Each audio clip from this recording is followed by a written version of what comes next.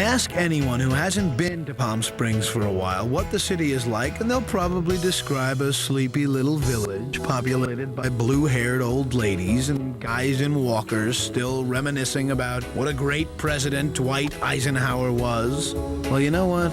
They'd be absolutely wrong. Palm Canyon Drive comes alive at night. Well, how about topping it off with the perfect martini, where there's only one place, Melvin's. Melvin's was voted #1 for the finest martini in the desert. Melvin's is part of the Ingleside Inn, one of Old Palm Springs' truly famous resorts. The Ingleside has been owned for the last 25 years by Mel Haber, one of the desert's most colorful characters. My background was, I say jokingly, perfect for this business. I manufactured the hula dolls for the back of the car, the dice that hung from the mirror, the religious statues on the dashboard. I manufactured 750 items that did nothing. But that was my business. It was a novelty business, but I was going through a midlife crisis and stumbled out here. When he opened Melvin's in 1975, Haber knew little about the restaurant business or how to cater to California-style celebrities.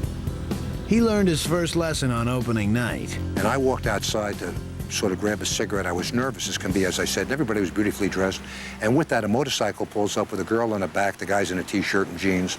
And I said to the guy, do me a favor, it's my opening night, give me a break, meaning he was inappropriately dressed for the occasion. And he looked at me and smiled. The lady, a very beautiful lady, looked at me and smiled, and they drove off. Well, a couple hours later, the parking lot attendant came up and said, what'd you think of Steve McQueen and Ally McGraw? And I became famous for chasing away Steve McQueen and Ally McGraw. It was the last time that ever happened. Now, Melvin's is so celebrity-friendly, Liza Minnelli has been known to grab the mic and belt out tunes. Marlon Brando, Liz Taylor, Cher, Sylvester Stallone, and former President Gerald Ford top the list of celebrities who've been cited here. Arnold Schwarzenegger used to come almost monthly, he and Maria Shriver. And Bob Hope used to come in. I felt like I didn't exist until Sinatra came in. And then one night I got the big call, Sinatra's on his way over to your place. And he walked in here, and I got to tell you, there was just I can't explain it. There was an aura about the man that was amazing. Melvin's is a throwback to an earlier day. It's been called so square, it's hip. It's a candlelit dining room. It's a place that was created 75 years ago. People tend to get dressed up. It's not required, but gentlemen wear jackets. Women get dressed.